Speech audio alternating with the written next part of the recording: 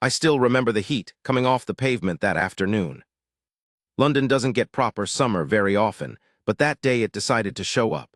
The kind of heat where your shirt sticks to your back and everyone's fanning themselves with folded maps.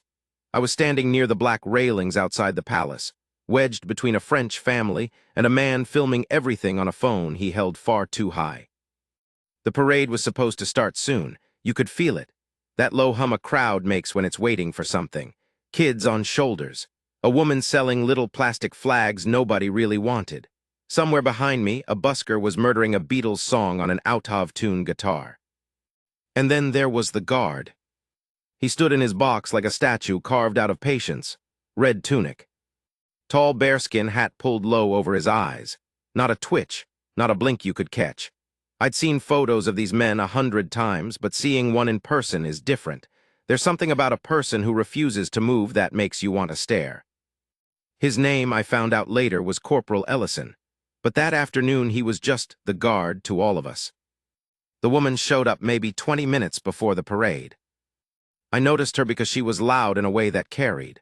Bright pink jacket in that heat, sunglasses pushed up into her hair, a voice that seemed designed to make everyone within 30 feet part of her conversation, whether they wanted to be or not. She had a teenager with her, a boy of maybe 15, who looked like he wanted the ground to swallow him whole.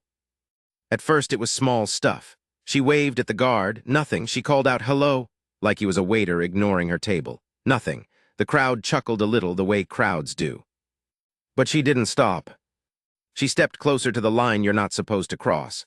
Started posing right beside him, throwing peace signs, telling her son to get the shot, get the shot. The boy took one photo and lowered the phone. She made him take more. I watched the guard's jaw, not a flicker. He was looking at something 1,000 miles past all of us, the way they're trained to.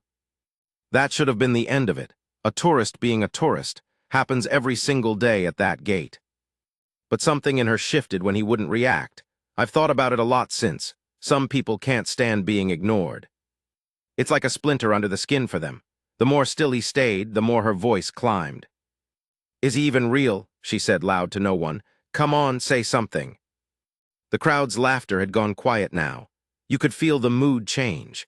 That awkward tightening in the air when everyone senses a line is about to get crossed and nobody knows quite what to do about it. Her son tugged her sleeve. "Mom, come on, let's just watch." She shook him off. And that's when I knew this wasn't going to end the normal way. The parade music started up somewhere down the road, that deep rolling boom of the drums you feel in your chest before you hear it. Heads turned. Phones lifted. For a second, everyone forgot the woman in pink. Everyone except her. Because the moment attention left her, she reached out and grabbed the guard's arm. Not a tap, a grab. She yanked at his sleeve like she was trying to shake a vending machine that ate her coins. "Move," she said. "Do something. This is ridiculous." The crowd gasped, actual gasps. The French mother beside me put her hand over her mouth. Corporal Ellison didn't move, trained not to, trained to hold that line no matter what, because the second one of them breaks, it all falls apart. He stared ahead. His hand tightened just slightly on the rifle. That was all. And then she slapped him. I want to be clear about how it happened, because it was fast and it was ugly. She'd worked herself into something. Her hand came up and she struck him across the face, open-palmed, hard enough that the sound of it cut clean through the drums. The whole crowd went silent. That specific kind of silence where you can hear someone's flag flapping in the wind. His hat had tipped slightly from the blow. A red mark was already blooming on his cheek. And still, he did not move, did not look at her, did not raise his voice or his hand. Just stood there, breathing, eyes forward, holding a discipline I'm not sure I could hold for 10 seconds. Her son was frozen, pale. "Mom, what are you doing?" he said, and his voice cracked on it. For a moment, nobody did anything. And that's the part people forget when they tell this story. Nobody did anything. A crowd of 200 people, and we all just stood there. Then things moved fast. 2 officers appeared from the edge of the crowd. Not the guard, the police who watch these gates, the ones you never really notice until you need them. They came in quiet and quick. One took the woman gently but firmly by the arm and started walking her back. She was shouting now, the whole story already rewriting itself in her mouth. "He threatened me. Did you see that? He came at me." He hadn't. 200 witnesses knew he hadn't. Half of them had it on film. But here's the thing that stayed with me. As they led her away, the guard finally moved, just once. He turned his head slowly, deliberately, and looked at the boy, the son, the kid who was still standing there red-faced and shaking, who hadn't wanted any of this. And he gave him a small nod. That was it, one nod, like he was saying, "This isn't on you, it's all right." The boy's eyes filled up right there in front of everyone. He nodded back and hurried after his mother, wiping his face with his sleeve. The parade went on. That's the strange thing about places like that. The world doesn't stop for anyone. The drums kept rolling, the horses came through, the crowd cheered because that's what they came to do. Within 5 minutes, half of them had probably already put the whole thing out of their minds. But not all of us. I stayed a while after near the railings and I watched Corporal Ellison. He'd straightened his hat.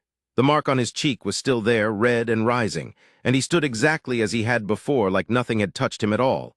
Statue, still, eyes forward. An older man near me, English, flat cap, the sort who'd probably stood at that gate 100 times in his life, shook his head slowly. "Never breaks," he said, mostly to himself. "That's the whole point of them, son, they never break." I didn't say anything. I just kept looking at that young man in the red tunic, and I thought about how easy it would have been for him to react, to shove her off, to shout, to let one moment of anger undo everything he was standing there to represent. Nobody would have blamed him. Every person in that crowd would have understood. But he didn't, because it was never about her. I looked it up afterward, what happens in cases like that. The woman was arrested, assault. It turned out it wasn't even the first time she'd caused a scene somewhere. Her son, I hope, is all right. I think about him more than I think about her, if I'm honest.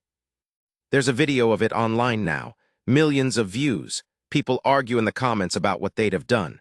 Everyone's a hero in the comments. But I was there, and what I remember isn't the slap. It's the nod. That one small, quiet nod he gave a frightened boy in the worst moment of that kid's day. In the middle of a crowd, in the middle of the shouting, a man who wasn't allowed to speak found a way to say the only thing that mattered. Discipline isn't about not feeling anything. I understand that now. It's about knowing exactly what you feel, and choosing in front of everyone to be something better than that.